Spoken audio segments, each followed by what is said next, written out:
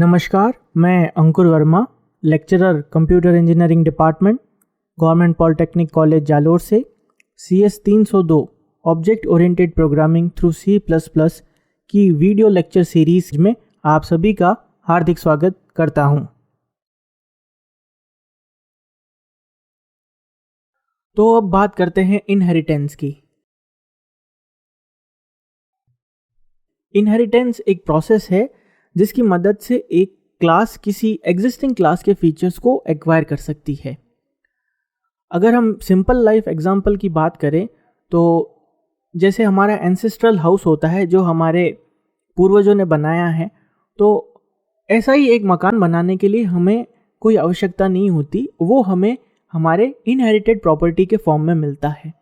Similarly अगर किसी class को एक एग्जिस्टिंग क्लास के फीचर्स को एक्वायर करना है तो उस क्लास को उस फीचर्स को फिर से अपनी डेफिनेशन में कोड करने की रिक्वायरमेंट नहीं है, वो इनहेरिटेंस के प्रोसेस से सिंपली उन फीचर्स को एक्वायर कर सकता है। इनहेरिटेंस हायरार्किकल क्लासिफिकेशन के कंसेप्ट को सपोर्ट करता है और इस हायरार्की के अंदर सबसे ऊपर जो बेस क्लास होगी और उसके नीचे जो भी उसके मेंबर्स होंगे उन क्लासेस ने उन बेस क्लास के फीचर्स को एक्वायर किया हुआ होगा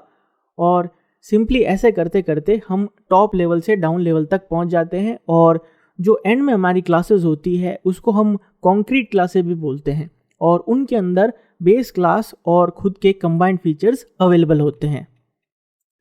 इस तरह के क्लासिफिकेशन को करने का औचित्य यह है कि हर डिराइव्ड क्लास अपनी बेस क्लास से कुछ ना कुछ एट्रीब्यूट्स को शेयर करती है। एक विकल्प तो यह है कि हम हर एक क्लास में इन एट्रीब्यूट्स को सेपरेटली कोड करें,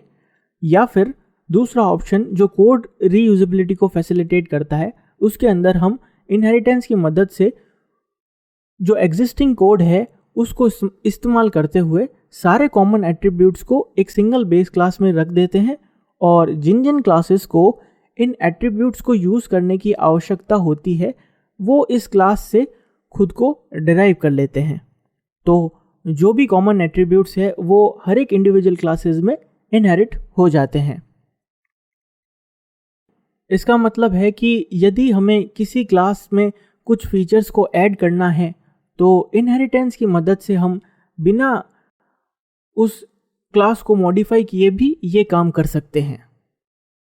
और इनहेरिट करने के बाद जो नई क्लास बनेगी उस डिराइव्ड क्लास में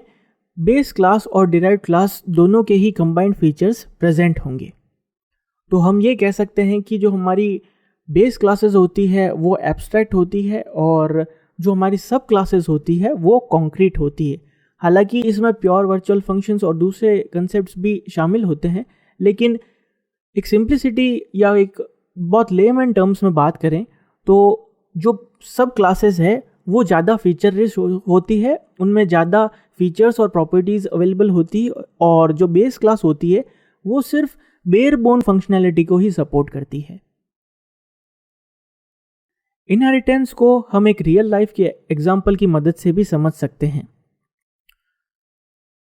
तो जैसा कि आप स्क्रीन पर दिए गए डायग्राम में देख सकते हैं कि यहाँ पर मैंने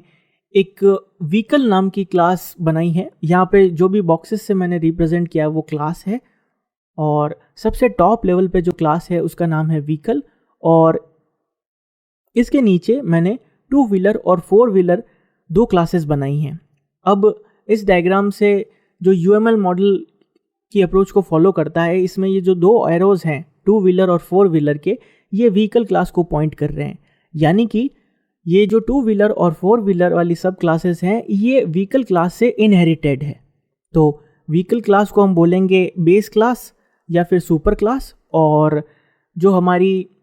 2 व्हीलर और 4 व्हीलर वाली क्लासेस है इनको हम बोलेंगे सब क्लास या डिराइव्ड क्लास।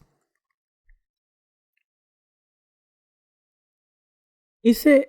जो हमने इनहेरिटेंस यूज़ किया है इससे हमें यह फ़ायदा हुआ है कि जो फीचर्स इन दोनों क्लासेस में कॉमन थे वो हमें एक ही जगह डिफाइन करने पड़े। जैसा कि एक व्हीकल के अंदर मोटर होगी, एक व्हीकल के अंदर बहुत सारे मीटर्स होंगे जो स्पीड को या फ्यूल एफिशिएंसी को या फिर फ्यूल कैपेसिटी को दर्शाते हैं। तो ये हमें अलग अलग कोड के अंदर सेपरेट इन 2 व्हीलर और 4 व्हीलर क्लासेस में इम्प्लीमेंट करने की ज़रूरत नहीं पड़ेगी। हम सीधा ये फीचर्स जो कॉमन है दोनों क्लासेस में, ये टॉप लेवल यानी कि व्हीकल वाली क्लास में डिफाइन कर देंगे और इन दोनों क्लासेस को व्हीकल क्लास से इनहेरिट कर लेंगे। इससे कोड रीयूजेबिलिटी भी हुई, और अगर फ्यूचर में हम व्हीकल क्लास में कोई न्यू फीचर्स ऐड करना चाहते हैं तो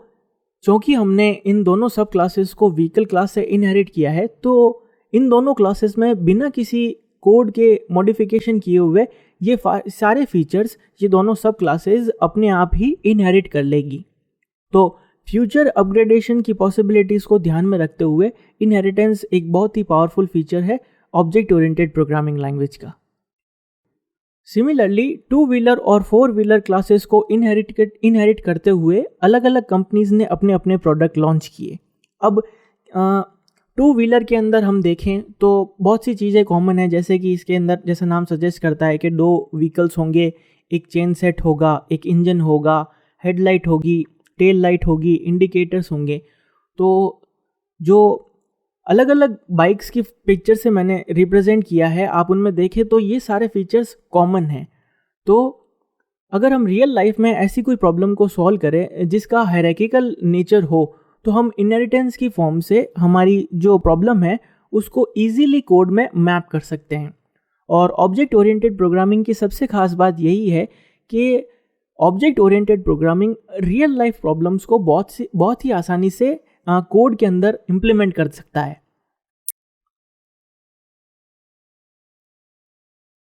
thanks for watching guys. Video को लाइक और कमेंट करना ना भूलें। To watch more videos like this from GPC Jalore, please subscribe to this channel and hit the bell icon so that you never miss an update of our upcoming new videos.